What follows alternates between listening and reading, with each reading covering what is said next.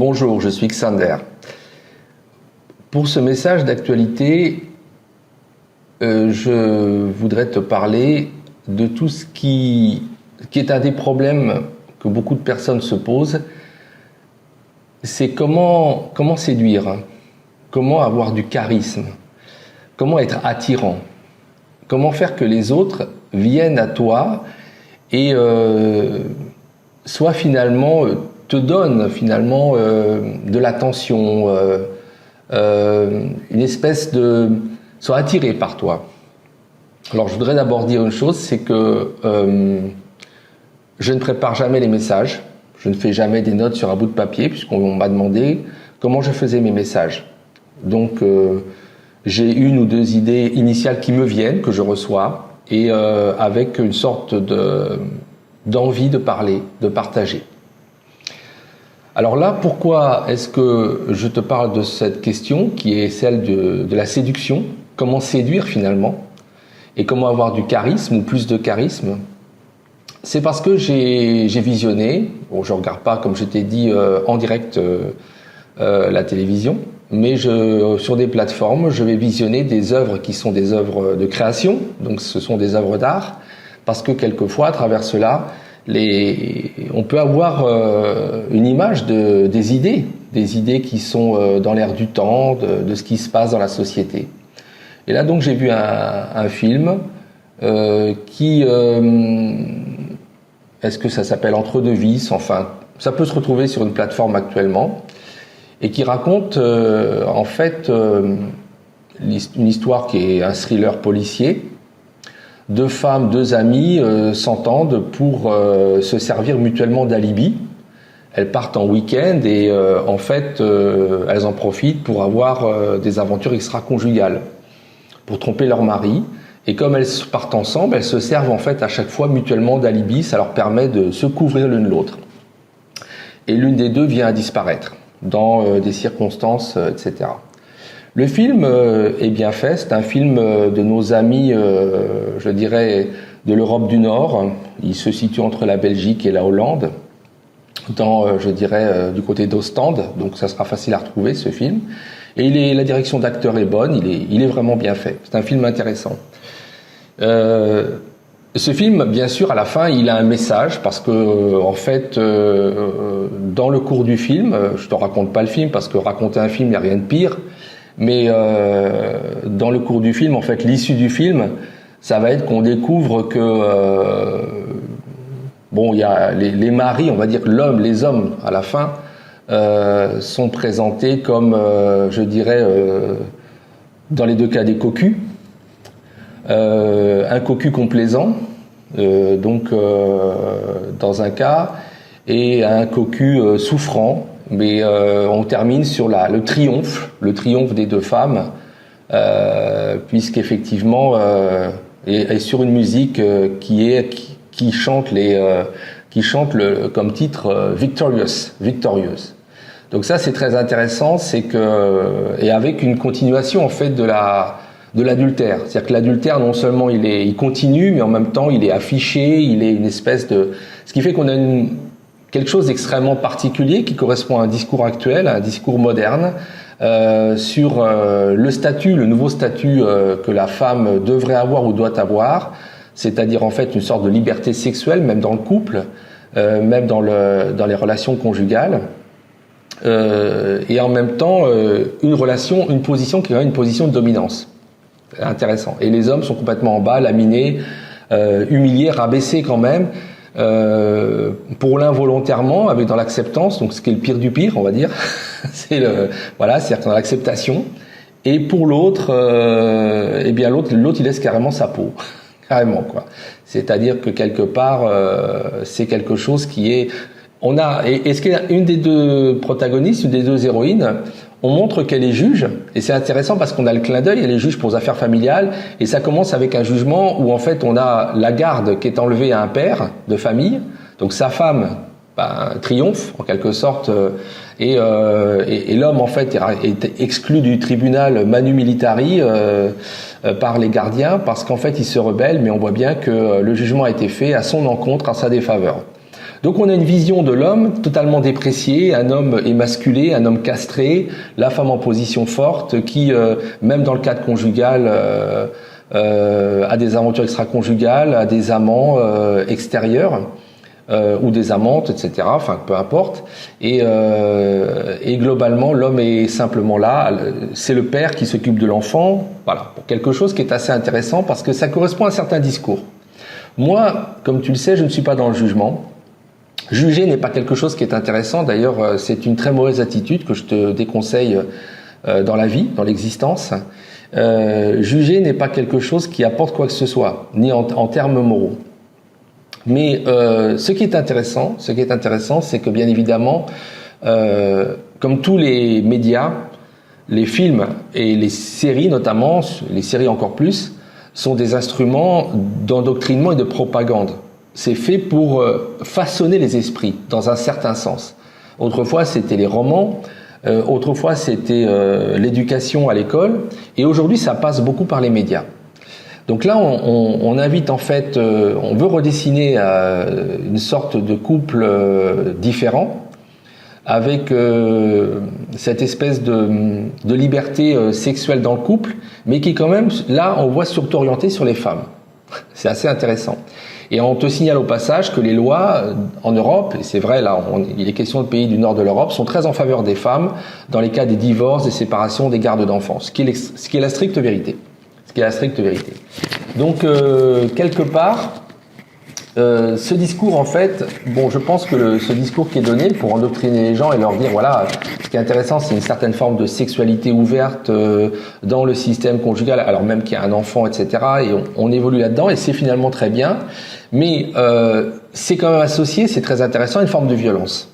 Il y a une violence qui est décrite dans cette histoire, c'est une histoire policière, et je pense que quelque part, ce que cela exprime, c'est une forme de violence aussi. Maintenant, pourquoi cette violence? Parce que bien évidemment, ce qu'il faut, c'est faire éclater le système familial traditionnel. La polysexualité, le fait d'être la plurisexualité à l'intérieur d'une relation monogame, elle a cet avantage, bien évidemment, de faire exploser le rapport de force, mais toujours en défaveur de l'homme. Autrefois, c'était l'homme qui allait voir ailleurs. Maintenant, c'est la femme.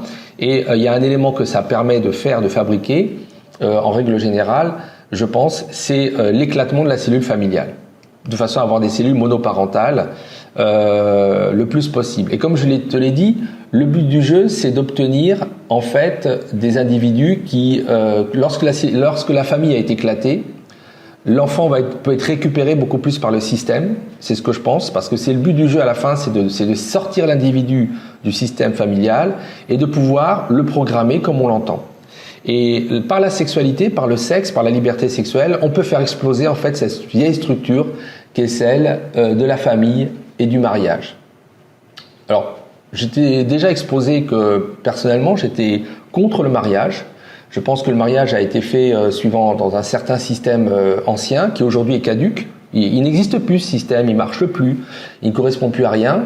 Mais la grande liberté sexuelle qui a été donnée notamment aux femmes, puisqu'on les a mis sur le même pied que l'homme et avec notamment les contraceptifs, la pilule, fait que le rapport de force entre les hommes et les femmes a totalement changé.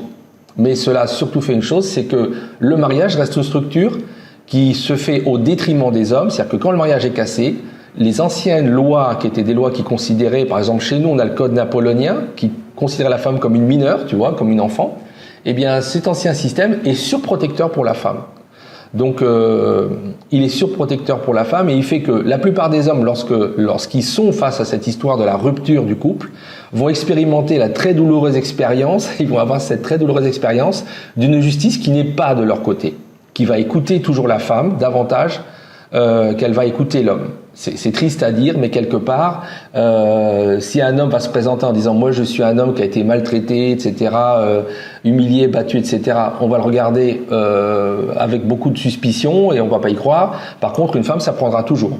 Il m'a menacé, il m'a oppressé, etc. Même si ce n'est pas vrai. Parce qu'on a des schémas qui sont anciens, donc, et en fait, on a en même temps une structure aussi ancienne, alors que les comportements ont changé.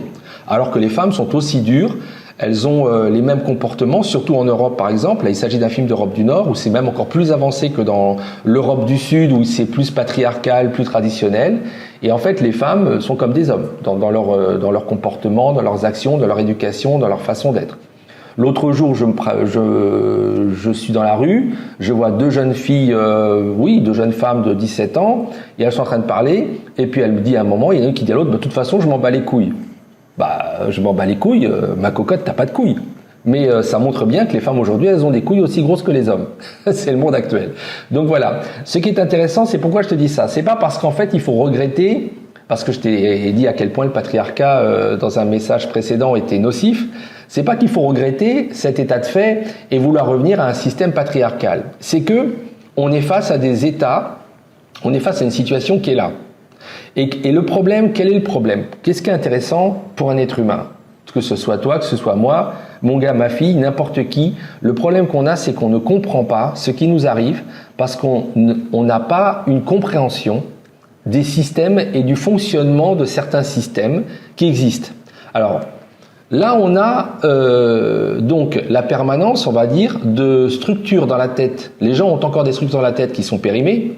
La femme, il faut absolument la protéger, surtout il faut lui donner les enfants, et surtout donc il faut la protéger de l'homme, cette espèce de grand chimpanzé agressif, c'est-à-dire qu'on va réfléchir en mode primate, qui forcément va faire du mal à la femme qui est plus faible et à la progéniture. Donc ça, c'est un système qu'on a encore dans la tête, et en plus je te parle des systèmes de loi de la justice, qui sont dans la même logique, qui sont des systèmes, on va dire, un peu patriarcaux. On va surprotéger la femme. Donc ça, c'est quelque chose. Mais à côté de ça, tu as une société qui évolue dans les comportements, et puis au niveau de tous ceux qui nous façonnent l'esprit, parce on nous façonne bien l'esprit, on nous prédispose on essaie de casser le plus possible l'entente entre l'homme et la femme, la répartition des rôles entre l'homme et la femme, parce qu'on émascule l'homme. Alors si tu émascules un homme, déjà, comme je t'ai dit, que c'est pas quoi qu'on pense le sexe fort, mais c'est le sexe faible, là il ne reste pas grand-chose. Il ne reste pas grand-chose et quelque part, cet homme, il est complètement laminé, il est complètement par terre. Mais le but, ce qu'il y a derrière tout ça, c'est de récupérer les gosses. C'est-à-dire, et là, on voit bien les anciens, tout ce qui nous est montré dans le meilleur des mondes d'Aldous Huxley, il te montre en fait un système où les enfants, on les met dans les éprouvettes, on les clone, mais surtout, ils sont élevés par l'État, ils sont catégorisés, etc. Et on y va tout droit. On y va tout droit. Alors, beaucoup de gens, ils voient ça en termes moralistes. Ils disent, le monde, il fout le camp, il part en sucette, on appelle ça la woke culture, etc. Donc, on a une espèce d'agressivité, de mécontentement et de jugement par rapport à ce nouveau système. Ce qu'il faut voir, c'est que c'est une nouvelle façon de créer un nouvel empire, un nouveau système de contrôle des hommes, et que pour pouvoir contrôler les hommes, il faut bien casser à un certain niveau. Donc on va les attaquer au niveau familial, et on met en place la liberté sexuelle, et on va donner comme modèle, à travers des films comme ça, aux femmes, implicitement, un nouveau type de comportement, qui est un comportement qui est, on va dire, globalement toxique pour le couple. Pour un couple, on va dire pour un couple classique, l'homme, le rapport homme-femme, mais qui est de plus en plus contesté, c'est complètement destructeur. Parce qu'effectivement, ça aboutit à l'éclatement, quoi qu'on dise, du couple, tôt ou tard. C'est des schémas toxiques. Donc, il y a bien un projet derrière. Alors, pourquoi tu me parles de tout ça alors que tu me parles de séduire? Parce que ce qui est très important, séduire et avoir du charisme.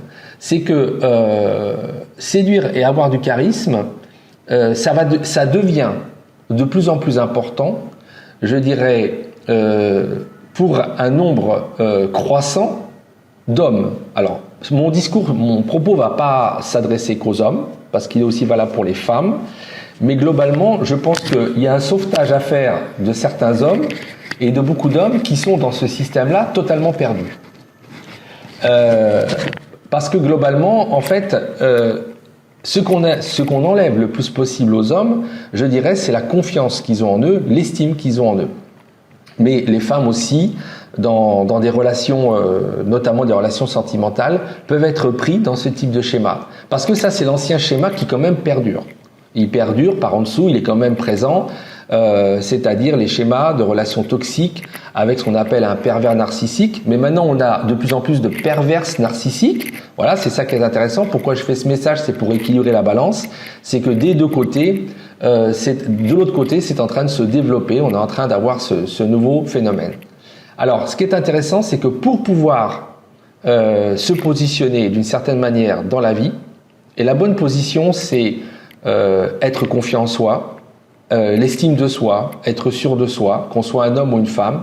Il faut bien comprendre les mécanismes qui sont en place. Alors ce que j'ai fait là, c'est de mettre à jour un mécanisme qui est dans un film, qui est une programmation sociale. C'est une programmation par le biais d'un média. Donc moi j'étais avant analyste des images et des médias. Donc ça, je dirais, c'est facile et tu peux le comprendre.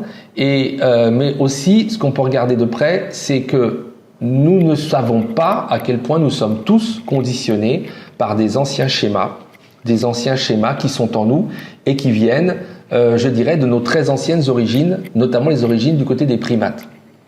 Je vais te donner quelques exemples et tu vas comprendre comment fonctionne un être humain. C'est-à-dire que si tu prends conscience de ces mécanismes qu'il y a en toi et qu'il y a chez les autres, tu vas pouvoir à ce moment-là les regarder d'un peu loin, faire un pas de côté et te dire « Ah, ça fonctionne comme ça ».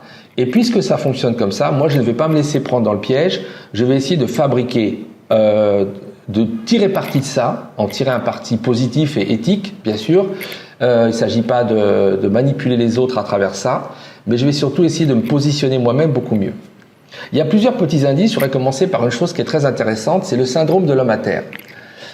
Beaucoup d'études ont été faites, mais toi-même tu as pu l'examiner dans les cours d'école, c'est que quand un individu tombe à terre, les autres, pour une raison qu'on ignore, c'est-à-dire qu'on n'a jamais compris exactement le mécanisme, mais chez les êtres humains c'est clair, dès qu'un être humain est à terre, les autres ont envie de venir le frapper, alors même que cette personne est une victime. Et on a comme ça des phénomènes très étonnants de lynchage collectif sur une personne qui est à terre et qui reçoit plein de coups de pied, et ça se voit, c'est quelque chose dont plein de surveillants dans les cours d'école ont fait l'expérience. Et je veux dire, t'en as peut-être été victime ou toi-même tu as participé à ce genre de lynchage. Il y a quelque chose d'appelant, je dirais de compulsif, qui fait que quand quelqu'un est à terre, pour une raison qui est très étrange, cela provoque chez un être humain, chez nous, l'envie de le frapper. Et ça, c'est très important. Tu dois regarder à travers ça, tu dois sentir qu'il y a des conditionnements qui sont en toi et qui sont au-delà de ta personnalité, qui sont au-delà. Et ça remonte en fait, je dirais, à des mécanismes que l'éthologie étudie et qui sont du côté, je dirais, de nos origines simiennes, le fait qu'on est des singes. Pourquoi ? Parce que en fait, on fonctionne quand même toujours par rapport à des principes que les éthologues qui étudient les primates, les grands primates, retrouvent. C'est-à-dire qu'il y a toujours les rapports dominants-dominés. Ils ont beaucoup étudié aussi les loups, mais les loups sont plus loin que nous parce qu'on a des systèmes de meutes, mais avec un alpha, ce qu'on appelle les alphas. On remarque que parmi aujourd'hui ce type d'approche de l'être humain, les alphas, les bêtas, les dominants, les dominés, est rentré par le vocabulaire, c'est rentré même dans toutes les couches de la société, comme une espèce de vision de catégorisation de l'être humain par la voie animale. Alors souvent c'est extrêmement schématique. Et c'est schématique dans un sens qui est, je dirais, pas très intelligent. La vérité c'est que il y a la nécessité, en fait ce qui se produit c'est que quand tu as une mécanique de groupe, pourquoi est-ce qu'on a une mécanique de groupe chez les loups ou chez les primates supérieurs? C'est pour la survie du groupe. C'est-à-dire que ce qui est important, c'est le groupe. Donc ce qui s'est mis en place dans le règne animal, ce sont des systèmes de protection du groupe. Et pour que le groupe soit protégé, il faut un dominant qui va en quelque sorte organiser toute la structure et lui donner une stabilité. Donc un mâle dominant, des femelles dominantes, souvent c'est un système de harem. Et à partir de là, il faut que soit respecté cet ordre, qui est un ordre pyramidal. Moi, ce que je remarque, parce que bien évidemment, ce que nous voyons, c'est le grand retour des systèmes pyramidaux dans le domaine du pouvoir aujourd'hui.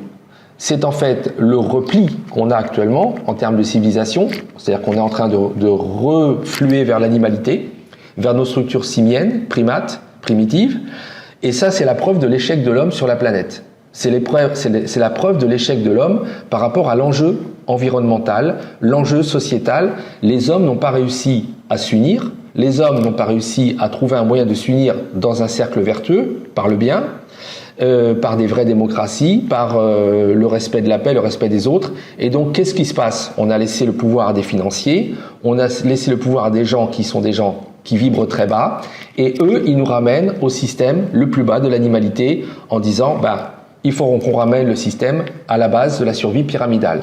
Comme l'environnement est en train de se casser la gueule, comme il y aura de moins en moins d'eau, le futur, comme je te l'ai dit, c'est les fameuses guerres de l'eau, c'est les fameuses guerres pour la nourriture et les matières premières et les énergies. Il est évident que ils se disent on se prépare à un système pyramidal et c'est toujours un système de survie, de repli sur soi. On est à la veille d'un énorme recul en termes de civilisation. On est à la veille d'un énorme mouvement de repli de l'homme. Donc en fait, c'est pour ça que ce qui est en train de prédominer, c'est avec les structures technocratiques, les structures financières, parce que ce sont maintenant les financiers, les technocrates, tous ces gens qui sont tout en haut d'un système pyramidal. Eh bien, on remet en place en fait le système des maîtres et des esclaves, des aristocrates et du peuple, des seigneurs et des serfs ou des vassaux. Eh bien, on remet en place ce système. C'est le signe d'un repli global de l'espèce humaine. C'est le signe d'un échec de toute notre espèce. Voilà. Mais en vérité, pour en revenir à ça, à cette histoire d'observation des comportements des primates, nos amis les singes, dont nous sommes les lointains descendants, hein, ce sont des cousins éloignés quand même, on est très différents d'eux, eh bien, on nous ont quand même laissé chez nous, effectivement, ces structures. Et ces structures expliquent que, parce que quand on étudie les singes, ces structures expliquent de pourquoi quand il y a quelqu'un qui est à terre, un enfant qui est à terre, les autres enfants vont le frapper, vont lui donner des coups de savate, même s'ils ne sont pas impliqués, parce que il vient d'être disqualifié en tant que dominant. Il devient un dominé et il faut le remettre à sa place, lui dire clairement ta place est là. Et pourquoi est-ce que nous avons ce mécanisme en nous qui est encore très ancien? Parce que sinon cela remet en question la cohésion du groupe, l'homogénéité du groupe qui est un groupe avec une pointe en haut, le chef, et c'est lui qui garantit le système de l'organisation, l'équilibre. Et quand tu étudies effectivement certains auteurs qui ont travaillé sur le sacré, Mircea Eliade dont j'ai fait mes délices autrefois, Roger Caillois, ils vont te raconter des choses très intéressantes. C'est que l'ancien système des rois, pourquoi il y a d'abord eu des rois, c'est ça, c'est qu'on retrouve un système qui vient du monde des primates, un chef. Le chef va apporter la cohésion et tu as tout un tas de rites qui existaient autrefois dans les pays, dans les cultures, qui étaient des rites de fertilité. Le roi était le garant du retour de la fertilité, du retour du printemps et des bonnes moissons, de la bonne récolte. Tu vois, c'est très intéressant. Donc on voit bien qu'on a une structure extrêmement primitive et c'est ce qui fait que lorsque quelqu'un est à terre, eh bien, tout le monde va s'empresser de faire corps pour approuver le dominant qui vient de s'affirmer en le bastonnant et donner des coups de savate éventuellement. Voilà, ça c'est très important. Ce mécanisme, il est extrêmement puissant. Il est extrêmement fort dans certaines sociétés et il fait que on le connaît à l'école, on le connaît au collège, au lycée. Dans certains pays, on nous rapporte que le principe du bizutage, du fait de bisuter, c'est un petit peu la même notion. On a des pseudo-initiations et on entend, par exemple, beaucoup de choses sur le continent américain, les États-Unis, où en fait les phénomènes de harcèlement sur un individu, d'oppression, je dirais l'individu qui est le bouc émissaire, c'est quelque chose qu'on entend beaucoup. De même que la notion de loser et de winner. C'est une société qui est une société extrêmement pyramidale. Hein. La pyramide est sur le billet de banque américain. Et c'est une société qui transpose dans les relations humaines ce système, je dirais, qui est très très très dégradé par rapport au darwinisme, l'évolution des espèces, la survie du plus fort, le triomphe social du plus fort. Toute cette façon de prendre l'être humain, elle est vraie sur un certain plan parce que ces structures existent chez l'homme, mais ce sont des structures qui sont archaïques, qui sont dans notre combi de survie, c'est-à-dire toute la partie animale de l'homme, toute cette partie qui est là pour nous préserver, pour nous sauver, mais c'est extrêmement réducteur. C'est-à-dire que ce n'est pas l'avenir de l'humanité, ce n'est pas l'avenir de l'homme, ce n'est même pas l'avenir de l'individu. Ce pourquoi un individu s'incarne, ce pourquoi un individu, toi et moi, mon gars, ma fille, nous existons, ce n'est pas ça. C'est ça qui est très important. Ce qui est très important, c'est de voir que c'est une vision totalement réductrice de l'homme. C'est ce vers quoi c'est-à-dire que c'est un minimum. Un autre exemple, le syndrome de Stockholm. qui a été observé lors d'une prise d'otage à Stockholm, c'est-à-dire que le fait que lorsqu'il y a des gens qui sont kidnappés, qui sont pris en otage, avec un rapport extrêmement brutal, donc des preneurs d'otages qui sont avec des armes, les otages qui sont totalement démunis et coupés pendant un certain temps du monde extérieur, on va voir un phénomène très étrange se produire, c'est que les otages vont se mettre du côté des preneurs d'otages. C'est extrêmement surprenant. C'est extrêmement surprenant de voir ce type de phénomène, c'est-à-dire que quelque part, alors même que les personnes sont opprimées, violentées, même frappées par d'autres êtres humains, ils vont se mettre du côté, au bout d'un certain temps, c'est pas immédiat, de ces personnes qui ont le pouvoir, qui ont la force, pour en fait assurer leur survie. C'est un réflexe de survie. Mais ce réflexe de survie, il s'inscrit dans la même logique, qui est une logique de groupe. Ce qui est important, c'est la logique du groupe. Et à un moment, l'individu, dans ce système qui est un système pyramidal de pouvoir, va s'écraser pour à la fois survivre, mais en même temps, il n'a pas le choix. C'est-à-dire que se recrée une mini-cellule de pouvoir avec un dominant ou des dominants, des alphas, et puis tous les autres. Et donc, quelque part, on voit bien que on peut pas l'interpréter simplement comme une preuve de faiblesse en disant la personne essaie à tout prix de survivre. C'est l'instinct de survie. C'est vrai, mais c'est l'instinct de survie qui passe par des biais très particuliers. C'est aussi la survie du groupe. C'est l'instinct de survie en respectant des nouvelles règles qui ont été édictées par un nouveau groupe. Ce genre de choses est extrêmement inquiétante parce que ça te montre, ça t'explique qu'il n'y aura aucune difficulté dans un monde futur, et des expériences ont été faites par certaines personnes qui s'estiment être nos maîtres, pour justement remettre l'humanité en esclavage. L'esclavage ou la servitude des systèmes de pouvoir extrêmement contraignants, c'est le passé de l'humanité. Et c'est en train de redevenir son futur. Ça a commencé à être le présent des hommes avec l'histoire du Covid-19 et de la pandémie et ensuite des mesures sanitaires. On a vu se remettre en place certaines mesures très très répressives et qui pourtant ont été, à la surprise générale, acceptées collectivement. Voilà, c'est très intéressant parce que c'est une expérience qui a permis de voir, de préparer un certain type de terrain pour un retour à un mode de l'humanité en mode survie, en mode minimaliste, qui n'est plus du tout un développement, c'est pas le développement des êtres humains, c'est à cause de la pression environnementale, le fait de remettre en place des systèmes très contraignants, et on y va. Je veux dire qu'on ne peut quasiment pas les éviter. Alors, tout ça pour te dire, alors je fais des développements qui sont des ouvertures plus générales, parce que bien évidemment, c'est toujours intéressant de voir comment nos mécanismes psychologiques primates, hein, on va dire, qui sont en nous, c'est-à-dire c'est peut-être le cerveau reptilien, effectivement, c'est ce premier cortex de comment tout ça peut être utilisé et exploité par certains ou a été mis en évidence. Maintenant, si on prend le cas du domaine de la séduction. Le cas du domaine de la séduction, pourquoi alors tu dis, voilà, tu étais sur le général et là tu nous parles du particulier. Oui, parce que quelque part, on est dans un système où ce qui est en train d'être fragmenté, de tous côtés, c'est l'estime de soi qu'on peut avoir. Et de façon extrêmement, d'ailleurs, je dirais, sournoise. Il y a donc dans le film que j'ai évoqué au début, là on s'attaque plus particulièrement à l'estime de soi des hommes, c'est-à-dire l'ego, la virilité, qu'est-ce que c'est qu'un homme, etc. Donc là, c'est quelque chose qui d'ailleurs crée une caricature, crée un monde extrêmement caricatural, parce que d'un côté on a tout un tas d'hommes qui sont des hommes bêta, et puis on garde quelques hommes alpha mais qui sont simplement des étalons, hein, des purs machos, et qui sont eux aussi d'une certaine manière, malheureusement, instrumentalisés. Parce que le problème du pur macho, qui est un étalon, c'est qu'il est réduit à être un objet sexuel, à un toy sex. Et ça, pour un homme, c'est aussi quelque part une dévalorisation. C'est une valorisation a priori, donc au début, il y a une sorte de fierté, de contentement, mais si l'homme est simplement un toy sex, eh bien la vérité, c'est que ce n'est pas lui qui a le pouvoir. C'est juste, il est aussi un objet, il est un homme-objet. Donc ça, il faut bien voir ce qu'il y a derrière ce type de répartition qu'il y avait dans ce film. Ce qui est intéressant, c'est que on a des attaques en fait de tous les côtés, et la réactivation ou le fait d'utiliser d'anciens schémas.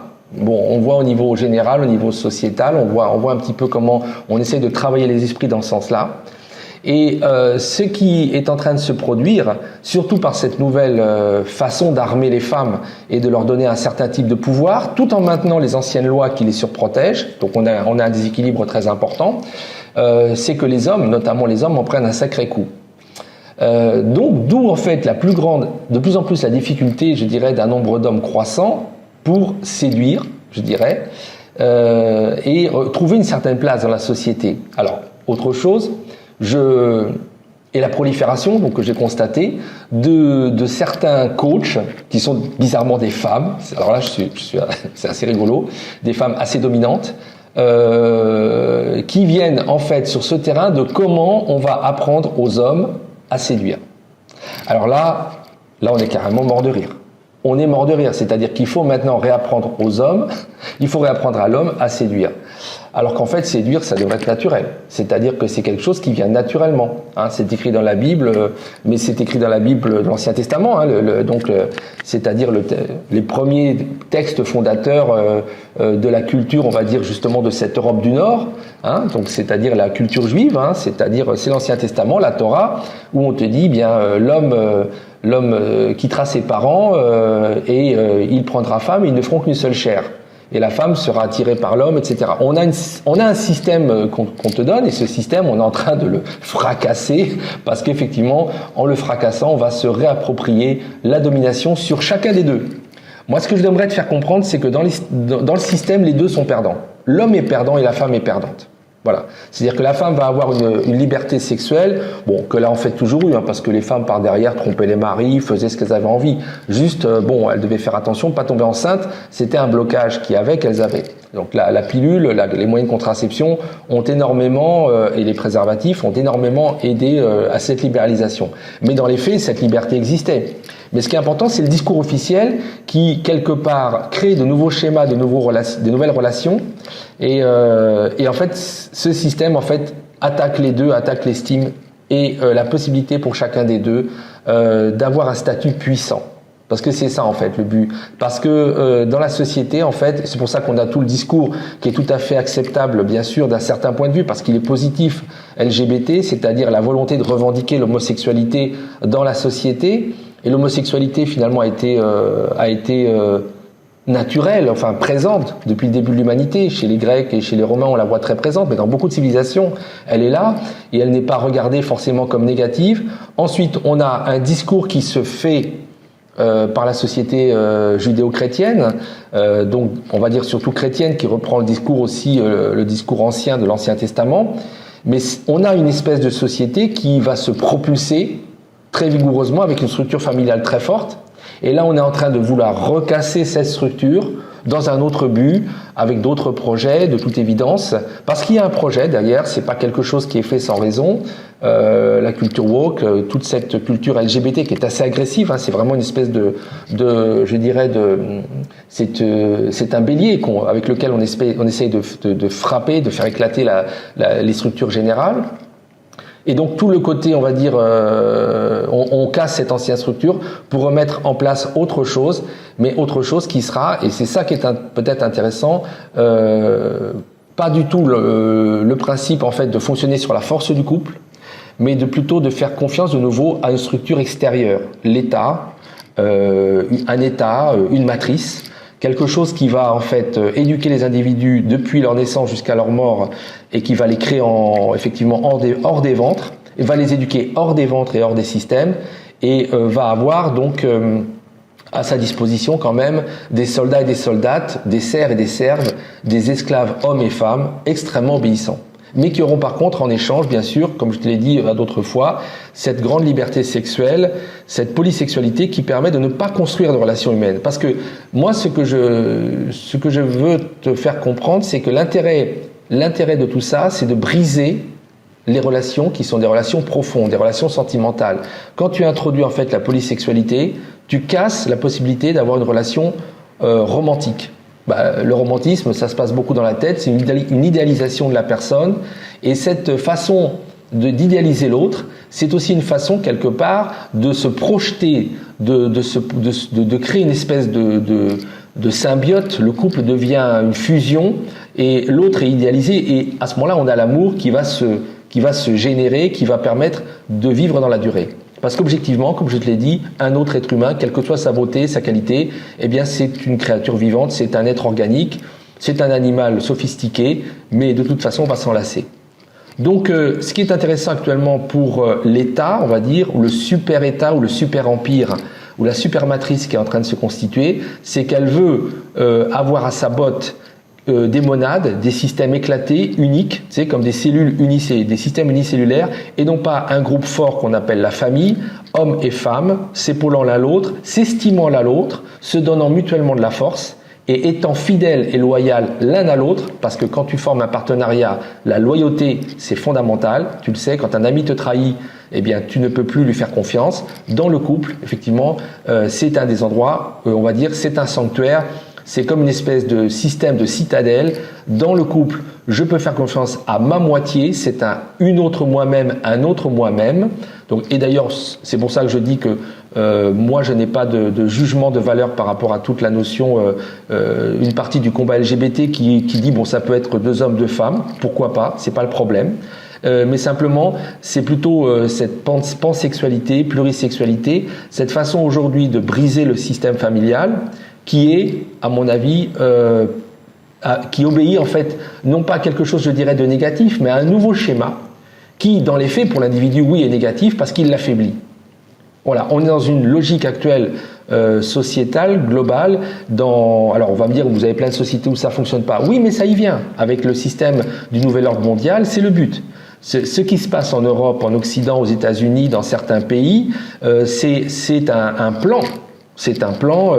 D'ailleurs, c'est là que se fait l'économie mondiale, et tous les autres pays qui sont des pays vassaux suivent. On va pas me dire que certains pays, que c'est au cœur de l'Afrique, on va dire au cœur de l'Amérique latine, que se font. Non, on a vraiment des projets de société parce que ce sont des projets financiers, des projets économiques. Donc quelque part, on voit bien que quelque part il y a un façonnement. Donc, ce qui est important, c'est que tout ce système qui est en train de se mettre en place est un système où l'individu est en train d'être affaibli, parce que la structure familiale, c'est une citadelle, c'est un endroit où on a une autre personne avec qui on a un rapport de loyauté, de fidélité. Or, on veut casser ça. Dès qu'on commence à avoir des relations sexuelles hors du couple, on casse le système de la loyauté et de la fidélité. Parce qu'on se mélange, on ne fait pas que coucher avec quelqu'un, on va lui donner des informations, on va partager des secrets, ça fout tout en l'air quelque part, à certains niveaux. Bon, après même, on va échanger organiquement des cellules, même des souches microbiennes, bactériennes avec l'autre personne. Hein, on peut introduire, je dirais que ça peut paraître con, mais on va introduire des souches de champignons, des herpès, des virus, voilà, on va introduire tout un tas de choses. Cette espèce d'intrusion de l'extérieur dans la citadelle l'a fait exploser un moment tôt ou tard, quoi qu'on dise. Hein. Il n'y a pas d'exemple de couple ayant une certaine liberté sexuelle, et ça, il n'y a pas de recul, on n'en parle pas, qui n'est pas marqué par la fin du couple, tôt ou tard. C'est extrêmement difficile de maintenir ça sur le long terme, parce qu'il y a toujours la rencontre à l'extérieur de quelqu'un qui va plaire plus que l'autre, qui va plaire plus que les autres, qui sont des amants ou des amantes de passage, avec lequel ou laquelle il y aura une relation plus affective, plus fusionnelle, et c'est ça qui fait tout péter. Parce que l'être humain est très sensible à cette notion d'amour, de loyauté. Je dirais quelque part, notre partenaire amoureux, la partenaire amoureuse, c'est notre premier ami. C'est notre ami de loyauté. C'est d'abord notre ami, notre confident, confidente, etc. Et c'est là-dessus, sur cette cellule-là qui est solide, qu'on va pouvoir, comme je l'ai dit, construire un havre de sécurité pour ce qui est le plus important dans les histoires d'amour, les histoires de cul, les histoires de sexe, tout ce qu'on peut dire, on peut employer tous les mots les plus vulgaires, mais au fond, ça reste toujours l'histoire d'amour si importante pour l'être humain. Et bien finalement, au cœur de ce système, c'est les enfants. C'est la reproduction, c'est les enfants, c'est-à-dire l'avenir de l'humanité. L'avenir du couple, c'est aussi l'avenir de l'humanité. Chaque personne, chaque couple qui se construit, quelle que soit sa structure, voilà, donc là-dessus je ne discute pas, que ce soit homme-femme, femme-femme, homme-homme, c'est pas le problème, mais on va dire une chose, c'est que après, ce qui est important, c'est la cellule qui accueille les enfants. Et comment ça va durer, et est-ce que ça peut durer? Donc, il y a quelque chose qui est fondamental, c'est l'estime de soi, et tu vas me dire, bah dis donc, tu nous fais vraiment attendre très longtemps pour nous parler du comment séduire. Et qu'est-ce que c'est que avoir plus de charisme? Alors, je voudrais juste évoquer, ça va être mon dernier élément, un élément que je trouve très intéressant parce qu'on te vend cher sur des plateformes avec des CD, etc. Comment devenir charmeur, comment devenir séducteur. Un des trucs qui m'a le plus amusé, c'est le truc de activer le mécanisme de la rivalité entre femmes. Alors je trouve que ça, c'est pas. Ils ont simplement été rechercher certaines études psychologiques qui ont été faites qui montrent que les femmes vont être activées dans le système. Il y a une sorte de système de compétition entre les femmes. Quand un homme intéresse une femme, il va intéresser les autres femmes. Et ça, c'est un phénomène classique. Moi, je l'ai connu effectivement, je l'ai vu, tous les hommes peuvent en témoigner. Si on va quelque part avec à son bras une jolie femme, les autres femmes vont vous regarder. Et en fait, elles ne vont pas s'intéresser à vous parce que vous êtes ceci, vous êtes cela, vous pouvez être moche comme un pou, ça n'a aucune importance, mais c'est parce que vous avez une femme qui va provoquer, qui vous a choisi, qui vous a désigné comme étant quelqu'un qui était digne de valeur. Et là, ça va exciter, vous avez été validé, ça va exciter la jalousie des autres femmes, l'envie de rivaliser, et elles vont même s'intéresser à vous, alors que sinon, c'est pas possible. Alors ce système, ce mécanisme qui est aussi un mécanisme dans les primates, qui permet de faire qu'une femme va s'intéresser à un homme parce que cet homme a été validé par d'autres, donc c'est un homme qui a plus de chance, il a des qualités.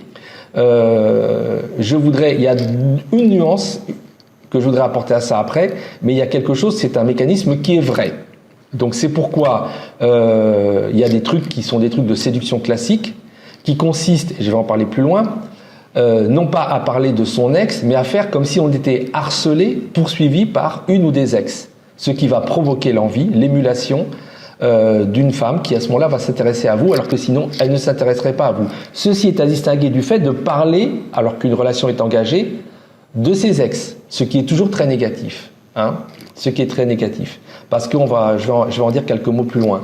Parce que cela en fait ramène le passé dans le présent, et ça peut détruire non seulement le présent, mais le futur, si ce passé n'a pas été valorisant pour celui qui en parle.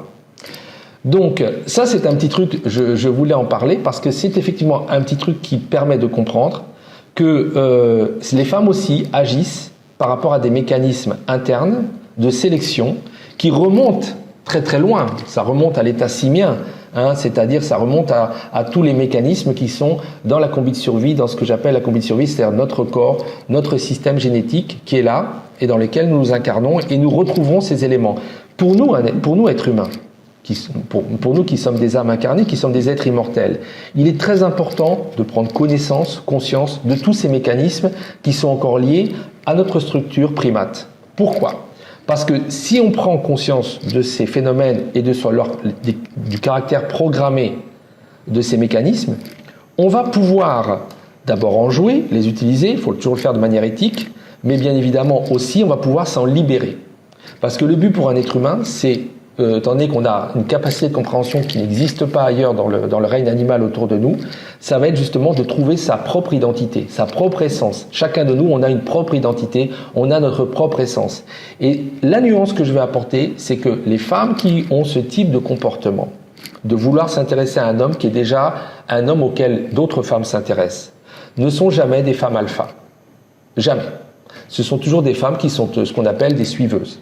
Dans le système de la pyramide, ce sont des femmes qui sont, même si elles peuvent apparaître fortes, masculines, dominatrices, ce sont des femmes qui suivent. Parce que la femme alpha comme l'homme alpha, on va dire, ou le vrai dominant, qui n'est pas un pur macho, sont des gens qui vont toujours tracer leur propre chemin et qui vont des fois aller à contre-courant. Et ça, ils sont très très peu nombreux. Dans la vérité, dans la communauté humaine, beaucoup de personnes, je dirais, viennent en mode bêta, viennent pas en mode alpha. Donc il faut savoir aussi que il est très facile à partir de là, avec certains trucs, comme ces trucs de séduction, d'exciter la jalousie d'une femme intelligemment, n'est-ce pas, pour créer son intérêt, susciter son intérêt. Il faut voir qu'on va capturer des proies, c'est-à-dire donc ceux qui mettent en place ces techniques se vantent d'avoir un tableau de chasse, mais ça sera pour des relations qui seront des relations sexuelles, souvent pas très profondes et sans lendemain. Parce que la vérité, c'est que les personnes, une fois que la femme a remporté, a volé l'homme à une autre, on fait quoi? C'est quelque part, la relation en fait va retomber. Et quelque part, c'est une démarche qui n'est pas une démarche de dominance, c'est une démarche Comme tout ce que je t'ai évoqué, le syndrome de Stockholm, etc., le syndrome de l'homme à terre, eh bien c'est le même principe, c'est-à-dire qu'on suit en fait une logique de groupe. Voilà. Et c'est la même mécanique qui fait que dans le système, dans un groupe de chimpanzés, un groupe de bonobos, toutes les femelles du groupe vont vouloir coucher avec le mâle dominant. Elles auront des relations sexuelles essentiellement avec le mâle dominant. Il y a les femelles dominantes et il y a les femelles subalternes. Mais les femelles subalternes voudraient bien avoir la place de la femelle dominante. Et c'est ce genre de mécanisme qui joue chez les femmes et qu'on peut réactiver pour, je dirais, comme disent certains, les attirer, etc. Mais il faut voir aussi ce qu'il y a derrière. Alors, pour en venir à cette histoire de comment séduire et avoir plus de charisme, eh bien, la base même, si tu renverses tout ce que j'ai dit, si tu le remets à plat, puisqu'on a toujours finalement cette espèce d'état qui nous vient des primates, ces mécanismes, c'est que tu ne pourras jamais séduire si tu n'es pas séduisant. Tu ne pourras jamais en fait être aimé si tu n'es pas aimable. Tu ne peux pas, et c'est valable pour un homme ou une femme, tu ne peux pas en fait attirer le désir si quelque part tu n'exprimes pas ce désir. Donc la base, quoi qu'on dise, c'est d'abord de s'aimer soi-même. Il y a beaucoup de personnes qui après un divorce, après une séparation difficile, après une trahison, vont se trouver dans une situation, ils sont à terre. Donc le syndrome de l'homme à terre ou de la femme à terre, tu le vis peut-être, ou tu l'as vécu. Et on est tous susceptibles de le vivre. C'est-à-dire que la personne t'a trahi, qui était la plus proche en général, à qui tu as donné ta confiance, tes sentiments, ton cœur. Et elle t'a piétiné, et justement elle te laisse à terre. Et c'est là effectivement que c'est extrêmement complexe. Parce qu'il va falloir guérir. On parle de résilience, qui est un terme à la mode. Bon, moi j'aime bien le terme de guérison. Il y a une façon savante d'habiller beaucoup de choses et de te les vendre ensuite dans ces systèmes de coaching payants. Pourquoi pas ? De toute façon, le monde est un monde de fric. Donc, à la limite, moi, je te donne les choses gratuites. Je suis beaucoup moins écouté, je le vois, mais c'est pas grave. Si tu l'entends, tu en fais ton miel. Et c'est gratuit. Donc, effectivement, guérir. C'est la première étape. Retrouver son estime de soi. Parce que ce qui se passe, c'est que quand l'autre a fait cette trahison, elle n'est jamais méritée. Il y a beaucoup de choses qui sont faites. Il y a les relations qui sont des relations toxiques, où une personne va montrer en fait un manque d'égard, un manque de respect. Le mot qui est très à la mode de pervers narcissique, perverse narcissique, renvoie globalement il y a une impropriété d'utilisation, on n'utilise pas bien ce terme, mais ça renvoie à cette idée. C'est quelqu'un qui va utiliser un système, une dépendance affective, qui va contrôler, qui va manipuler l'autre, et qui derrière tout ça n'aime que soi-même et ne donne pas d'amour. Mais ça peut être un homme ou une femme. C'est très blessant et ça fait beaucoup de mal. Dans les rapports humains, comme je t'ai dit, l'essentiel, c'est que nous avons tous cette quête de l'amour. On a besoin d'amour. On a besoin d'en donner, on a besoin d'en recevoir en système de réciprocité. Donc quand on a été victime de ça, on est à terre. Tu comprends bien, premier élément, que si tu es à terre, si tu es à terre, tu vas d'abord être piétiné par tout le monde. Donc il y a une chose qui est très importante, c'est que cette résilience ou cette guérison, tu vas devoir en faire le chemin, mais en faisant très attention de ne pas recevoir plus de coups. Parce que ça, c'est très important.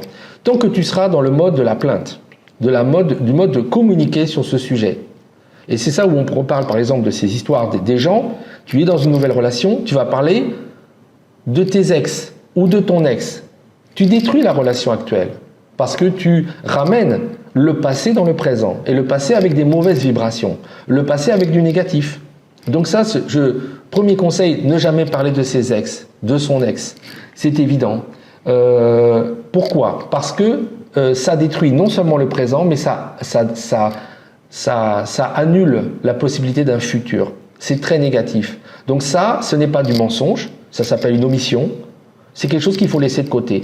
Tu vis au présent avec quelqu'un. Tu as une relation qui vient de commencer. Tu vis cette relation directement. Mais le passé n'est plus là. Le passé est mort.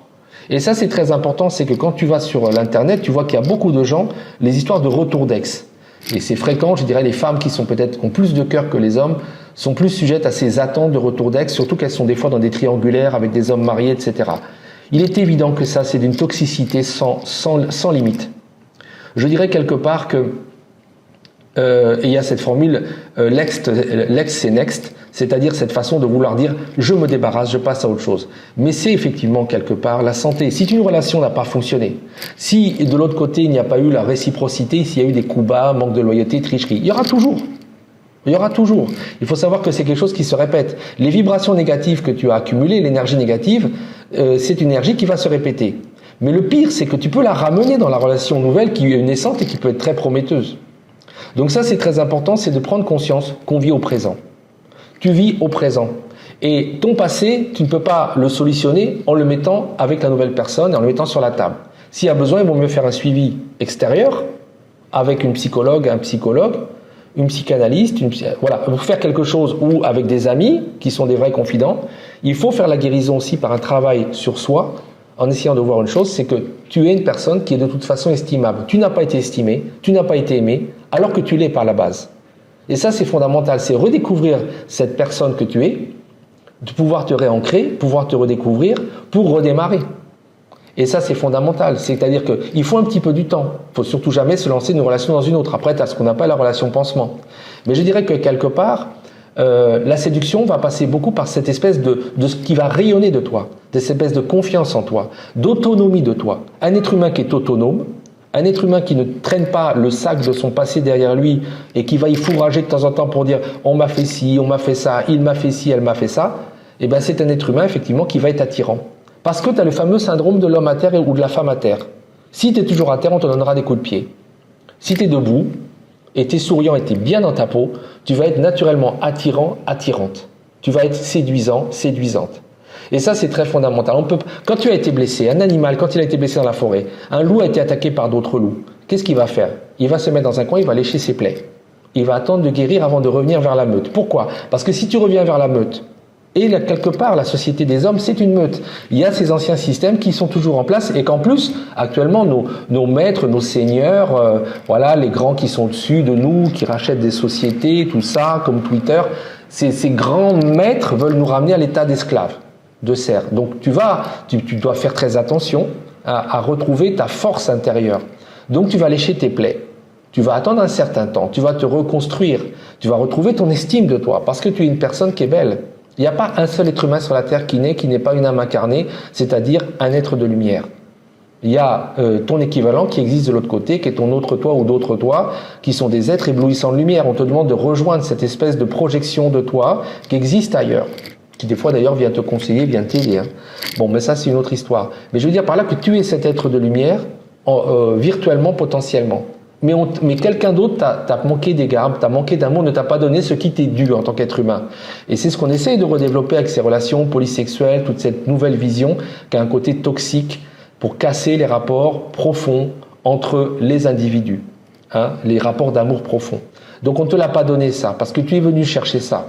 Donc ce qui est très important, c'est que tu dois te reconstruire. D'abord, tu dois retrouver ton estime. Et tu dois savoir que tu es quelqu'un qui est estimable. Une fois que tu vas pouvoir... tu as un travail, il y a une question de temporalité. Tu peux pas le faire tout de suite. Tu peux pas retourner tout de suite dans une relation pour effacer l'autre. En général, c'est une catastrophe. Tu vas passer ton temps à parler de ce qui t'est arrivé, de tout ce qu'on t'a fait. Et ça va casser le présent et le futur de la relation qui était en train de naître et qui pouvait être très belle. C'est triste à dire, mais quelquefois des gens veulent se changer les idées ensuite en quittant la blessure et en multipliant les partenaires. Ce n'est pas bien, ce n'est pas bon, ça n'aide pas. C'est quelquefois quelque chose qui est plus déstructurant qu'autre chose. Il y a malheureusement cette nécessité pour un être humain de se retrouver face à lui-même quand il a été blessé et quelque part d'avoir cette attitude de se regarder, de dire voilà, bon ça n'a pas été, j'ai eu des comportements où j'étais trop soumise, où je donnais trop, l'autre a pensé que c'était acquis, j'ai eu des comportements où je faisais tout, je me sacrifiais, je donnais de l'amour, j'ai baissé ma garde, je ne suis pas resté suffisamment énigmatique. Il faut toujours garder une part énigmatique, une part mystérieuse. Un être humain, il faut qu'il y ait toujours quelque chose à... Si tu te donnes entièrement, si tu te livres entièrement, l'autre va dire j'ai fait le tour sexuellement, j'ai fait le tour psychologiquement, j'ai tout vu, bon basta, je passe à la suite, à la suivante ou au suivant. Et ça, c'est très important. Donc, et tu dois te construire intérieurement. C'est pour ça que tout ce travail auquel moi je t'invite, parce que moi ce que je fais, c'est de la guidance pour et guérir, essayer de guérir les autres. Bien évidemment, après m'être guéri moi-même de certaines blessures, ça me permet de comprendre le processus. Hein. C'est comme un médecin qui a expérimenté sur lui-même.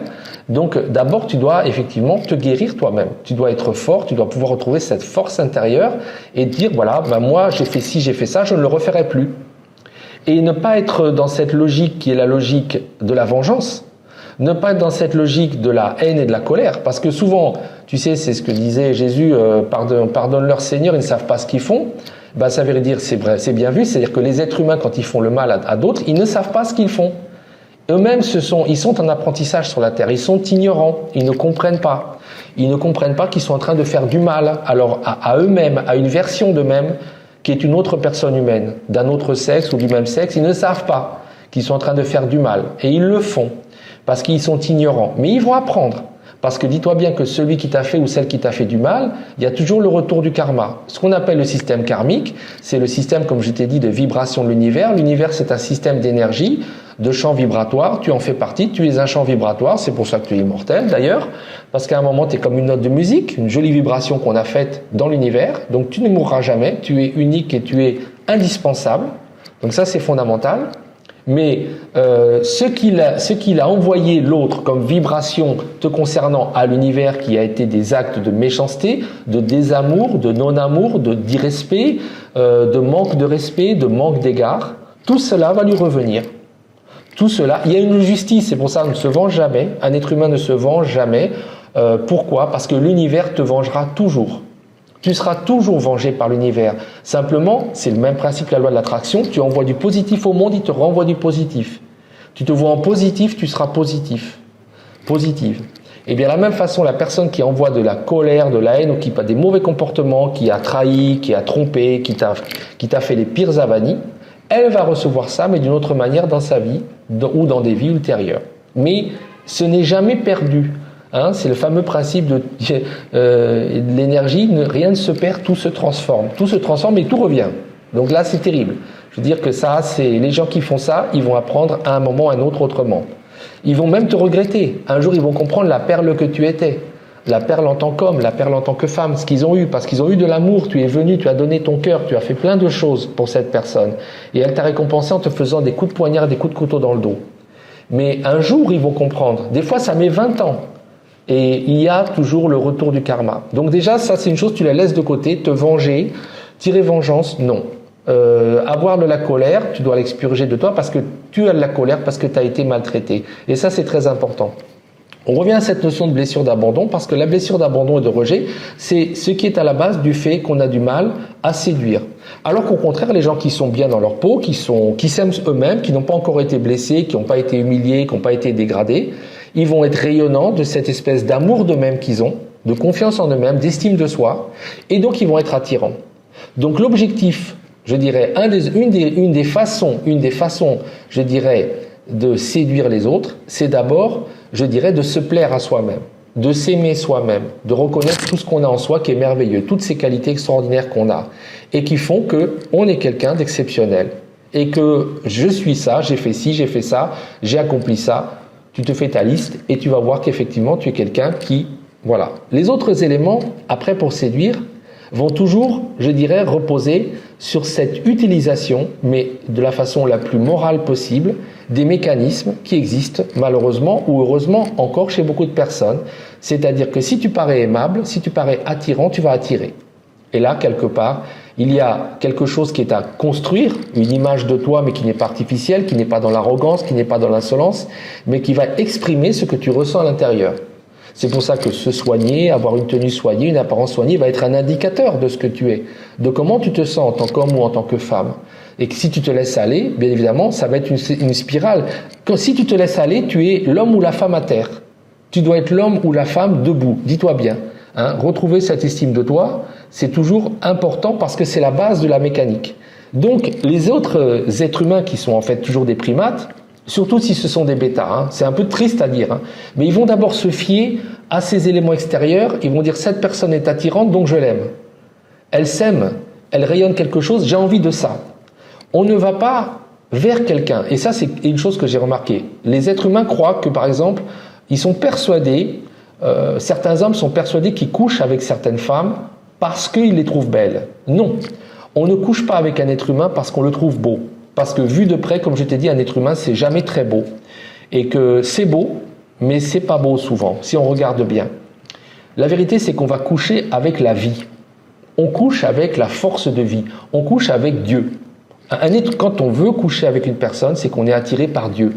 On couche avec cette force de vie qu'on voit chez l'autre, cette espèce de rayonnement qui fait envie et qui vient de son âme.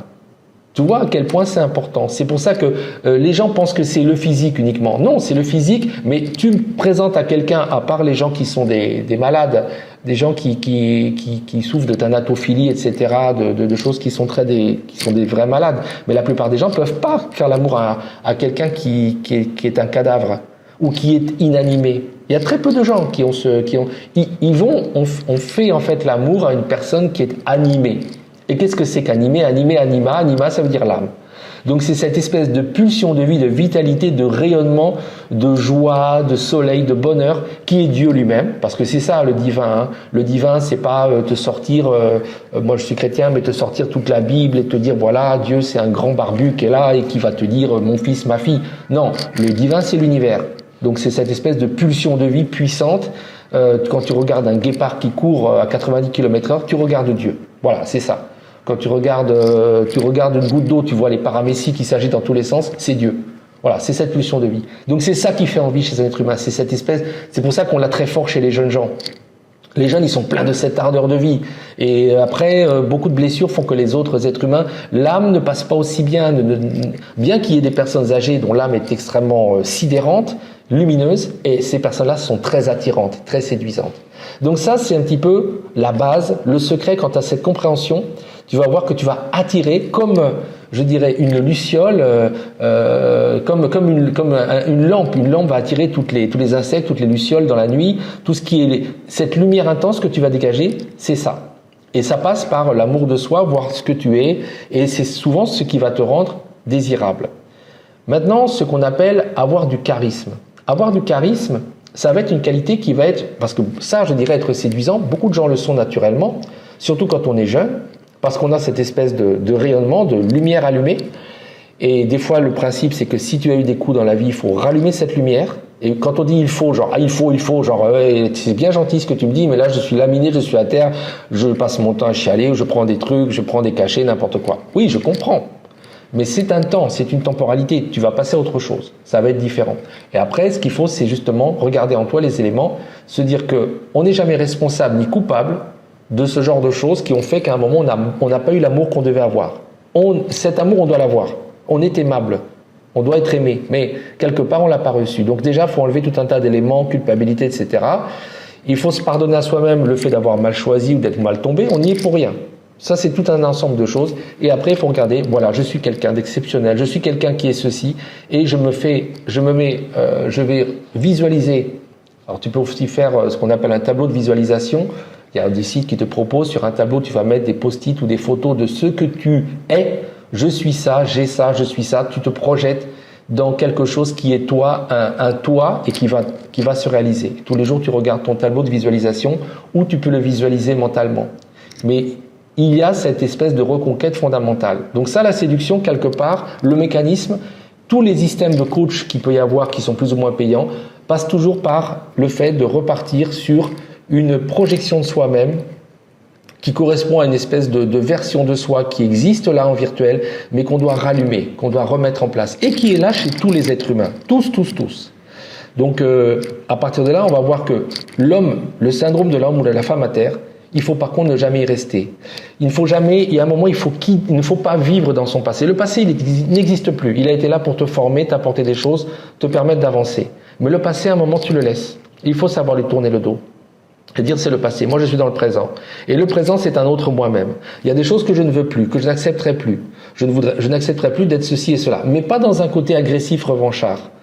Il faut que ce soit dans une espèce d'équilibre. Moi je veux recevoir autant que je donne. Moi je veux la réciprocité dans les sentiments. Moi je veux, etc. Mais effectivement, il y a bien effectivement des éléments à mettre en place qui vont te permettre de ne pas retomber dans les mêmes systèmes, dans les mêmes pièges. Tu dois quand même te reprogrammer toi-même. Maintenant, le charisme, le charisme, c'est le fait d'attirer les autres par une qualité qui est particulière. C'est une qualité qui va être encore plus séduisante. C'est-à-dire que c'est quelque chose qui va faire que les autres vont être aimantés. Et le charisme, il va venir, je dirais, d'une sorte d'estime de soi, d'assurance, mais encore plus intense. C'est-à-dire que tu es convaincu. Quand tu vas parler aux gens, tu as une espèce d'assise, d'ancrage, qui fait que tu es tellement convaincu, quand tu vas être avec les autres, tu es tellement convaincu de certaines choses que tu vas les exprimer par ta personne. Et du coup, quand tu vas poser des actes, quand tu vas même bouger dans l'espace, quand tu vas te mettre à t'exprimer, tu vas justement transmettre cette espèce d'hyper-confiance qui fait que tu tiens, en quelque sorte, tu as le Graal, tu sais toi exactement où te positionner. On en revient à ces grands systèmes que les éthologues Konrad Lorenz ou autres ont étudiés, que ce soit, je dirais, lui c'était sur les oies, etc. Après, quand tu regardes de près, d'autres l'ont fait pour les primates, l'ont fait pour aussi du coup les êtres humains, c'est que nous avons effectivement cette programmation qui nous vient toujours du système du groupe. Il se comporte comme celui qui sait, comme celui qui a l'autorité, comme elle se comporte comme celle qui a confiance, qui rayonne parce qu'elle détient quelque chose, donc je peux le ou la suivre. Et c'est ça en fait, c'est-à-dire que là tu renverses, je dirais, tu renverses le principe, c'est-à-dire que ce n'est pas toi qui suis, c'est toi qu'on va suivre. Et il y a toujours ce mécanisme, cette attente chez beaucoup d'êtres humains de suivre, parce qu'ils reviennent à cette logique de se reposer sur le système du groupe, du clan, avec un chef ou un ensemble de chefs, chefs-feu, voilà aussi, et ils vont pouvoir à ce moment-là souffler. Ils vont pouvoir se reposer. Le monde a un sens. Le monde, il a un ordre. Cosmos, univers en grec, veut dire système organisé, monde organisé. Pour un être humain, il est très important d'avoir un monde organisé. Certaines personnes ont besoin de sentir effectivement qu'il y a comme ça des leaders et de suivre ces leaders. C'est quelque chose qui va être appétant, qui va être, ça va même les structurer, ça va les rassurer. Après, c'est important de savoir où tu te choisis. Parce que tu n'es pas forcément leader dans ton âme. Tu n'es pas forcément quelqu'un qui est fait pour ça. Il faut de tout pour faire un monde. Parce que dans le groupe, ce qu'on oublie, c'est que dans la cohésion du groupe, bien sûr, il y a l'alpha, les alphas, mais les bêtas sont fondamentaux. Sinon, le groupe n'existe pas. Et les rôles sont permutables. Quoi qu'on dise, ce qui est fantastique chez l'être humain, mais ça, c'est ce que les êtres humains ne veulent pas comprendre, c'est qu'on peut à tout moment passer d'un rôle à un autre. Il faut, si on le veut, c'est une question de volonté. À tout moment, on peut devenir un alpha. Mais un alpha, ça a aussi plus de responsabilités. Quelqu'un qui est en position de dominance les autres vont attendre de lui qu'il soit performant, qu'il ne se trompe pas, que ce soit un bon leader, une bonne leader. Et donc, quelque part, il y a des attentes, il ne faut pas les décevoir. C'est plus de responsabilité. Ça, c'est évident. Ça, je dirais, c'est comme toute chose, comme toute médaille à son envers. Ça, c'est quelque chose qu'il faut bien regarder de près. La position qui consiste à suivre, à opter pour ce système, c'est une position de repos, c'est une position moins fatigante, c'est une stratégie de survie, une stratégie de vie qui est efficace. Au plan humain, moi j'estime que nous avons tous à expérimenter tous les rôles. C'est la différence avec cet enfermement de l'homme dans une vision de l'éthologie, une vision où on nous ramène à nos origines primates, à ce que j'appelle la combi de survie, c'est-à-dire tout le système de programmation de l'ADN, etc., qui s'est co-développé avec le système spirituel, de l'autre côté, ça va ensemble, mais quelque part, justement, nous sommes à la veille d'un changement radical. On est à la veille d'une mutation spirituelle, on est à la veille d'une évolution vers une nouvelle humanité, dans laquelle il n'y aura plus vraiment de leader. Il n'y aura plus vraiment ni d'alpha ni de bêta. C'est ça l'enjeu pour toutes les âmes incarnées. Parce qu'il n'y a pas d'âmes qui sont des âmes qui naissent pour être subordonnées et être soumises, et d'autres qui sont des meneurs, des meneuses. C'est faux. C'est le statut de toute âme incarnée d'être un leader. Et oui. Et c'est ça qui est l'erreur d'analyse des systèmes actuels, des dirigeants actuels tout en haut, des gens qu'on ne voit pas, qui travaillent dans l'ombre, qui ont décidé que pour la survie de l'espèce, il fallait revenir à des systèmes primitifs, et qui sont des systèmes, en fait, où il y a une pointe toute petite, un petit nombre en haut, et une grosse base, c'est le système de la pyramide. Ça, c'est ramener l'humanité à ce que nous étions autrefois. Mais la nouvelle structure qui doit advenir, et qui correspond à la montée vibratoire de la Terre, de nous tous, c'est un système où, au contraire, il n'y a pas de leader et de meneur et de mené, de maître et d'esclave. parce que je pense qu'on a tous cette expérience à faire, je dirais d'être tous des leaders, et en même temps tous nous entendre. C'est pour ça que j'en reviens à ce film que j'évoquais, qui intentionnellement casse la structure du couple, ou nous montre que la structure du couple, on l'éclate totalement, on éclate la famille. Il y avait beaucoup de force autrefois, quand même, dans cette loyauté qu'il y a dans un couple. Quel que soit ce couple, le système de la loyauté, ça donne beaucoup de force. Parce que c'est un système dans lequel on a l'estime de soi, l'autre te renvoie aussi une belle estime. Et c'est un système qui est très très fort, extrêmement puissant. Parce que l'estime, déjà, on doit la trouver en soi. Les bravos, les applaudissements, ils doivent venir de l'intérieur de toi, pas de l'autre. Mais il est évident que il y a quand même besoin de se confier, de se reposer à un moment ou à un autre. Et là, il faut être avec quelqu'un qui est un partenaire. C'est comme quand on fait des tours de veille, des tours de garde. Admettons que tu es dans une grotte, il y a des bêtes sauvages dehors, ça a dû se passer. Il faut faire des tours de garde auprès du feu pour pas qu'ils s'éteignent et tenir éloigné les bêtes sauvages parce qu'un loup peut entrer très rapidement et voler un des bébés. Et ben en fait, quand tu es deux, il y a un qui dort, l'autre surveille. C'est l'image même, je dirais, de l'intérêt du couple. C'est peut-être le seul intérêt. C'est cette espèce de système où on peut se reposer un peu. Et on est en train de vouloir casser ça. Je pense que quelque part, ce n'est pas nécessaire et c'est probablement contre-productif. Mais à la base, ce qu'il faut promouvoir, ce qu'il faudrait promouvoir, c'est un système où tout le monde est leader. Il ne s'agit pas de remettre en place un système patriarcal où les femmes sont écrasées. Mais les femmes qui castrent les hommes, ce qu'on nous propose par exemple dans ce film, ce n'est pas bon. Parce que l'homme n'a pas besoin de ça. L'homme a une certaine forme de fragilité, comme j'ai pu te le dire dans d'autres messages. La femme aussi, pourquoi transformer la femme qui était fragile d'un certain point de vue en espèce de super dominatrice, castratrice, etc. Bon, quelque part, tout ça c'est toxique. C'est une vision qui réintroduit la force et la violence et les rapports de force. Ce n'est pas le bon sens, je dirais, de l'évolution, puisque l'évolution de l'espèce, c'est toujours dans l'amour. Le respect mutuel, l'estime mutuelle, l'entraide. Voilà, l'entraide qui commence déjà au sein du couple, et non pas la trahison. Je n'ai fait qu'effleurer le sujet, à propos d'un élément d'actualité que j'ai vu. La question de la séduction, ce qui est terrible aujourd'hui, c'est qu'on vend aujourd'hui du coaching pour apprendre aux gens à séduire, et globalement, on est aujourd'hui obligé de faire du coaching où on va essayer de combler le manque d'estime que les gens ont. Les règles, on les connaît depuis longtemps. Les règles, on les connaît. Être charismatique, je vais te donner quelques éléments. C'est extrêmement simple. Ce qui est important, c'est de pouvoir prendre conscience des systèmes qui sont toxiques. C'est-à-dire une relation toxique, un environnement toxique humain, un schéma de relation toxique qui va être négatif et qui va t'enfoncer. C'est-à-dire où quelque part, c'est comme tu es comme dans un labyrinthe, tu tournes, tu attends de recevoir, tu ne reçois jamais, tu reçois des petits coups de poignard de droite et gauche, tu ne sais pas d'où ça vient, tu t'enfonces. Ces choses-là, le monde actuel est en train de le fabriquer de plus en plus, bizarrement. Et donc en face, on te propose des services payants pour retrouver l'estime de toi.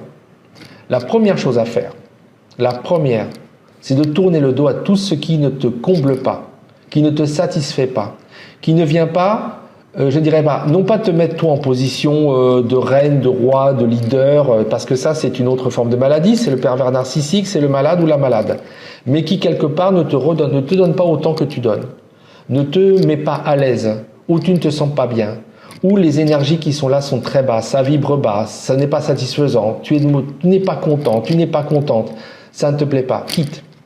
D'abord, la première chose, c'est que quelque part, on dirait qu'on a mis en place des systèmes pour endormir les gens et rester dans des systèmes toxiques, des relations toxiques. Faut quitter. Il n'y a aucune raison. Parce qu'on est très nombreux sur la Terre, il y a beaucoup d'endroits différents et bizarrement, quand une porte se ferme, il y en a 10 qui vont s'ouvrir. On a toujours l'impression que quelque chose doit perdurer et qu'il faut le garder et que quelque part, si on quitte cette sécurité qui est une sécurité de l'inconfort, ça va être pire. C'est faux. C'est faux. Ensuite, à partir de là aussi, c'est de jamais se laisser mettre à terre. Et ça, c'est très important, je reviendrai à cette image. Dans la cour de récréation, tu sais que si tu te retrouves à terre, c'est pas que ton agresseur qui va te donner des coups de pied, c'est tous les autres. Donc tu dois être très très vigilant. Et ne pas, si tu vois venir cette situation, que même dans un couple, tu ne dois pas la laisser se produire. Tu dois réagir extrêmement vite. C'est comme une femme battue, si elle a accepté la première gifle, cette gifle sera suivie d'autres gifles. Eh bien, c'est le même principe. Et d'ailleurs, on pourrait parler de ça aussi pour le même principe qui vient des primates. C'est que si tu te mets en position de victime, si tu prends un certain rôle dans le jeu, dans ce grand jeu, moi je parle souvent de l'image du jeu vidéo, dans ce grand jeu vidéo qu'est la vie, si tu mets une certaine posture, une certaine attitude, c'est comme si tu mettais une étiquette, tu prends un rôle d'acteur, c'est comme dans la commedia dell'arte, tu prends un masque, gens qui rient, gens qui pleurent, tu sais, tu prends le masque qui pleure, tu n'auras que des coups. Donc finalement, quelqu'un qui pleure, je crois qu'il y a un proverbe japonais qui dit « quelqu'un qui pleure attire le malheur ou attire les coups ». Et bien c'est la même chose. Donc ça c'est la règle number one, ce qui implique effectivement une certaine forme de force. Et ça c'est mon message pour finir, tu dois te mettre quelque part à un moment à part, réfléchir sur toi, sur ce qui n'a pas fonctionné, mettre en place par rapport à certains éléments que tu peux aller piocher à droite, à gauche, comme dans ce message, des stratégies, des éléments qui vont te revaloriser toi-même, qui vont te permettre de te retrouver, de te remettre debout, de te remettre d'aplomb, de te présenter, mais pas les vêtements déchirés, pas maquillés, pas, tu vois ce que je veux dire?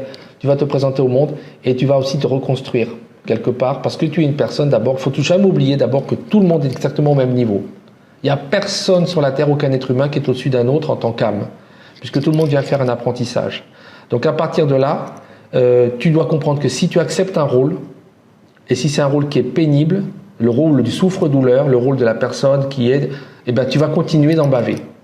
Donc quitte ce rôle et aie conscience des systèmes qui sont là et qui favorisent le fait de faire rentrer les autres dans un rôle ou de jouer, de regarder comment est l'autre pour ensuite s'adapter comme si soi-même on faisait un rôle.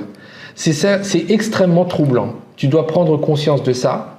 À partir de quoi tu vas pouvoir te trouver toi-même et la bonne position, je pense, elle n'est pas dans ayant été victime devenir bourreau. C'est le pire du pire. Parce que les bourreaux retrouvent toujours quelque part des conséquences de leurs actes.